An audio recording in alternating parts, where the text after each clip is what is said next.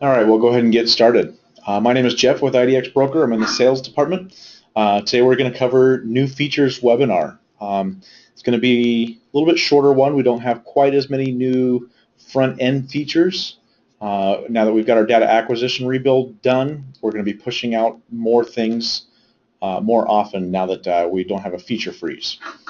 So to get started, we'll kind of go over our front website, idxbroker.com. A lot of the concentration of our features recently have been with WordPress. The number of accounts that we get using WordPress has been just a tremendous amount of people going to WordPress. It is getting easier to use for people that don't know code. You can apply a little bit of customization to it without having to go into and learn a whole bunch of code. And not only that, but the SEO is very good as well. And you can control a lot of your domains for IDX Broker using WordPress. Some of the first things we're going to go over is the new Impress plugin, which is the IDX Broker Impress plugin.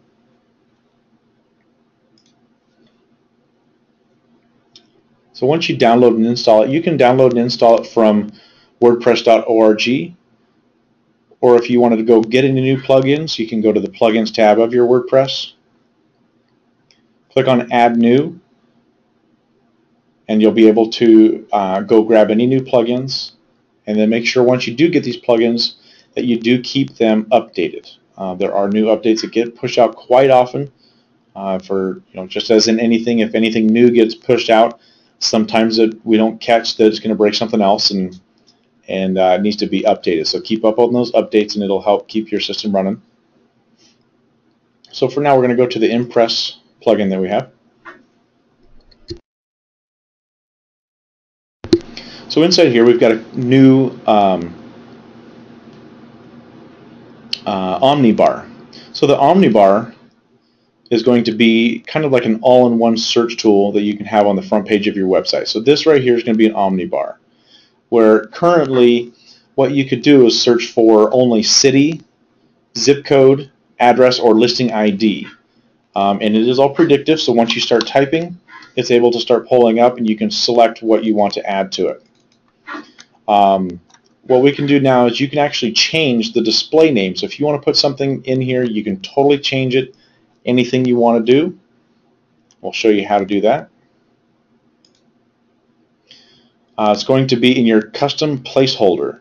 So right now it says city, postal code, address, or listing ID, which will be the same thing that's out there. Let's just say we want to get rid of postal code. Just kind of change it up just a little bit, just so you can see the changes on it. Click Save Changes. Once that's done, we'll want to go back to our page. And if you're on a PC, you want to do Control F5, which is going to be a hard refresh, which will help clear your cache. Hit Control F5. And you can see it's now changed it to city, address, or listing ID.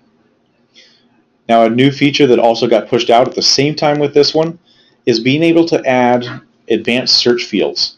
So now instead of only being able to search for city, address, or listing ID, you can now put in advanced search fields of your MLS. It's not one that has to be displayed on your advanced search pages. So if we were to go to an advanced search page,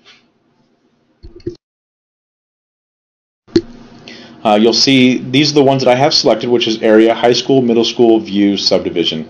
Now I could remove any one of these and still have them available on that quick search widget, Omni Bar, on my front page. But for now, we're not really worried about what's on here. We want to mess around with what's on our front Omni Bar search. Some of you will run two separate MLSs at the same time. Some of you will run just one. If you run actually two or more, it's going to be relatively the same. But every advanced search field is different. So you do have to select that you want to use advanced search fields for each of those MLSs. So let's say if we're going to put in high school. There's different advanced search fields for each high school for each MLS. So we want to query those when we put them in there for both MLSs. So we're going to add both of them on there. So we'll go back into our Omni Bar search in our settings. So right now we're choosing a city list. We want to do combine active MLSs. So I have two of them on here, I've got regional multiple listing services in Oregon where we're at, and I've added Beaches MLS down in Florida. So we're going to combine both of them right now. We'll leave the county and postal in there. You can set the default property type, which we're going to do single family residential, most commonly used. And then you can select individually what you want to do for your custom search fields. We're going to keep ours with residential. That's all I'm going to pretend to deal with. So what we want to do is add the custom fields that we want, the filters.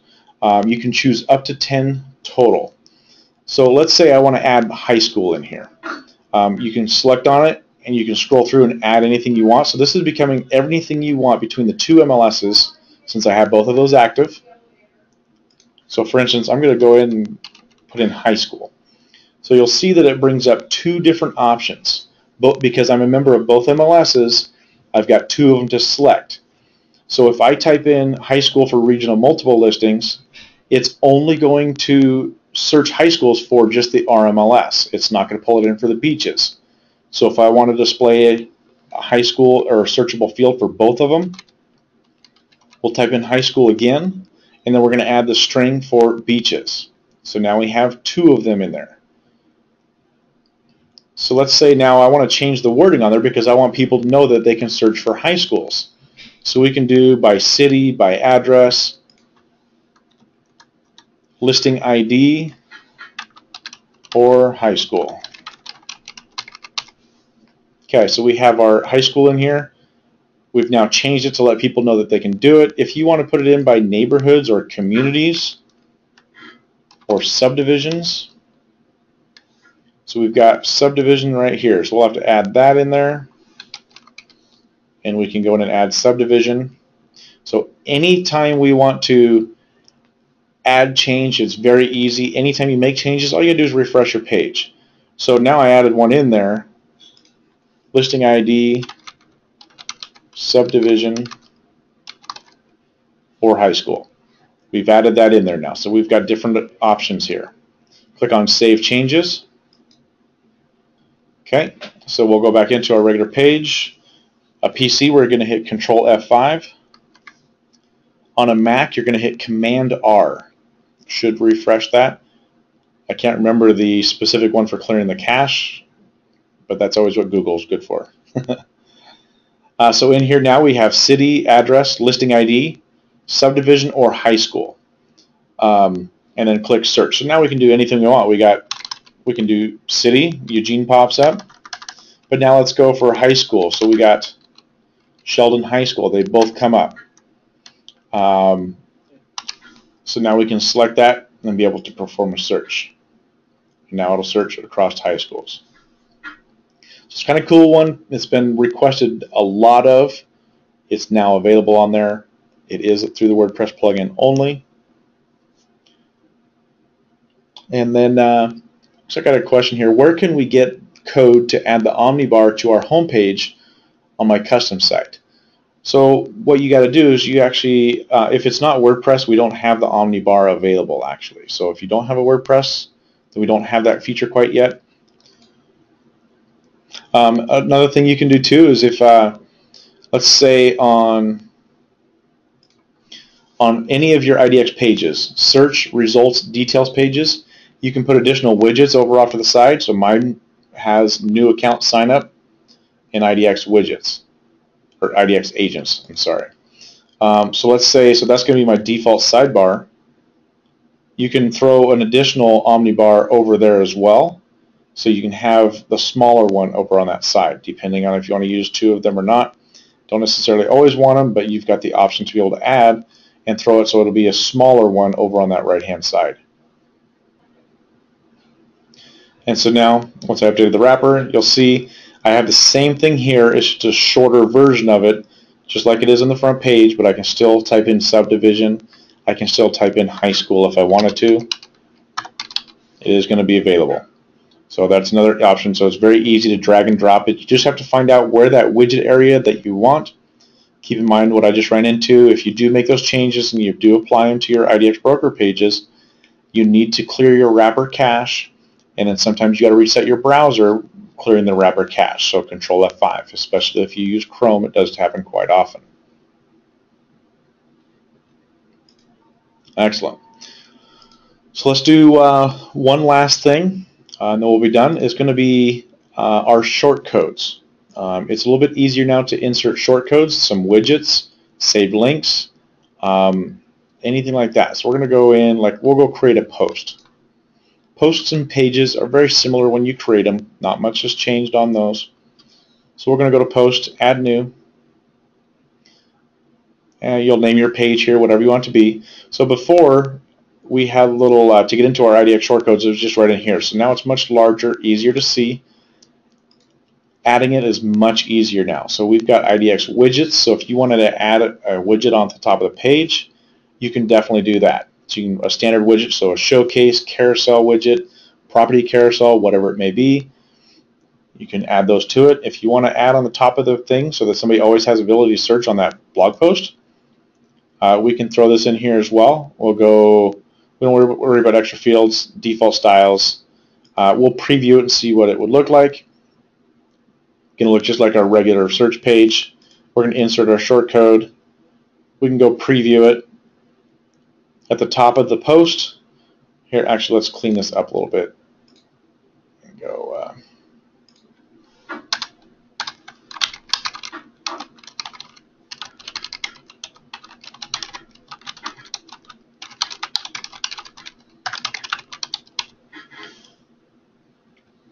Okay, so we've added a little bit of content to it, but there's going to still be a search bar at the very top of it. Now we'll preview it. So now we have our content. Your title would still be right between here and the date. Here's my content on there, but it's always going to have the quick search at the very top of the page. So adding widgets is now very easy. It's very clean. They are all responsive. So at the time that your screen shrinks down, your widgets will shrink down with it. Same thing on a mobile device. It will shrink down and stack up on top of each other. If you go and view it from an iPhone 5 to an iPhone 6 Plus or any other device as well. So very easy to add those. There's lots of different shortcodes that you can add. A really cool one is the property carousel. But what's nice is you can now use your saved link. So you can create a saved link, a predefined search, and then pull in a property carousel based off of that saved link. So you don't have to create a widget and create a page. You can actually utilize the page that you've already done. We'll do autoplay, default styles. We'll insert the shortcode. So we're going to have that below our content. Now we will have it below our content. We'll preview it. So we'll have a search at the very top. We'll have our content in the middle. And then we'll have a carousel of all the predefined searches that I've done that people can browse through. Pretty simple stuff. That's kind of all we've got for new. Over the next 3 to 6 months, we do have a lot on our agenda that's going to be more of the front-facing side of things for IDX Broker. But like right now, everything's kind of concentrated a little bit more on WordPress since that is kind of the trend and where our clients are going. If there's any questions I can answer right now, I can cover a couple of them. Excellent. All right. Thank you guys very much for joining us. Have a great day, everybody.